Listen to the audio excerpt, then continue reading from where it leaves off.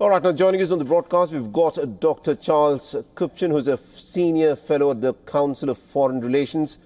Dr. Kupchan, thank you very much indeed for joining us here in WION. Now, this is the assessment that's been put out by the IAEA chief, Rafael Grossi, where he has clearly listed out the level of damage that has been inflicted on Iran's nuclear sites, but has also given out a warning. He has said that any attack on the Bushehr nuclear power plant will result in a radioactive leak that could spread for hundreds of kilometers in the radius around Bushehr. In your assessment, considering that the Israelis have been attacking the Iranian nuclear sites, how would they view this assessment put out by the IAEA chief? Well, I think what we're hearing about Natanz is consistent with the strike packages that have been delivered. The centrifuges that are spinning the uranium to enrich it are underground, but on top there are electrical plants and other supporting capabilities which have been taken out. And as far as we know, by hitting those, the underground facility has also been damaged. That's consistent with the report. Fordo is a very different question. It's much deeper underground. The Israelis do not have the large bunker buster bombs that can penetrate, and that seems to be confirmed by Mr. Grossi's report. As for Bushehr, we've seen at Chernobyl and other cases that when you have a major nuclear power plant melt down, there has very, very serious radiological consequences. In that respect, I don't think Israel is going to hit that nuclear reactor. We're now in a pause, if you will, with Trump trying to use 2 weeks for diplomatic coercion. Right. Interesting. You say that Israel is unlikely to hit the Bushehr nuclear power plant, but considering, the possibility of contamination leak, the possibility of some kind of a Chernobyl-like disaster happening by striking at these nuclear facilities, do you think Israel and its ally, the United States of America, had factored in that there could have been a nuclear disaster on the scale of Chernobyl, or probably even worse, when the Israelis went ahead and bombed the nuclear facilities in Iran?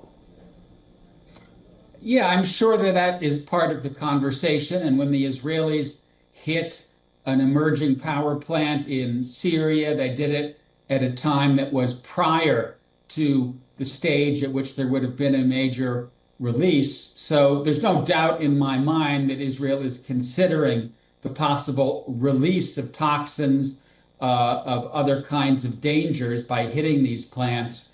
And that may be one reason why, at least for now, Bushehr is not on the target list. Clearly, the Israelis want to end this conflict with a sure end to Iran's enrichment package, its enrichment facilities. And as a consequence, I think this is a campaign that is going to continue until either there is an agreement by Iran to end its enrichment capacity, or an Israeli and perhaps an American follow-on strike that removes that enrichment capability by force. But considering that they can't hit Bushehr, because this is something that's been made very clear by the IAEA, do you think resorting to a military option to stop Iran's nuclearization was a futile exercise to begin with? Because militarily, this is not going to be accomplished. The only way forward is talks. No, I don't think that it is a fool's errand, in the sense that the Bushehr plant is not producing the kinds of materials that Iran would use in a nuclear weapon. And as a consequence, Israel is really focusing on the centrifuges that can enrich uranium up to weapons grade. Is there ultimately a need for a political solution?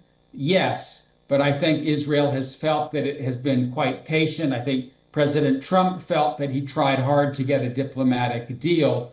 And as a consequence, military force is now being used as a tool in coercive diplomacy to try to remove, hopefully through diplomatic means, the threat of an Iranian bomb, and if necessary, through military means.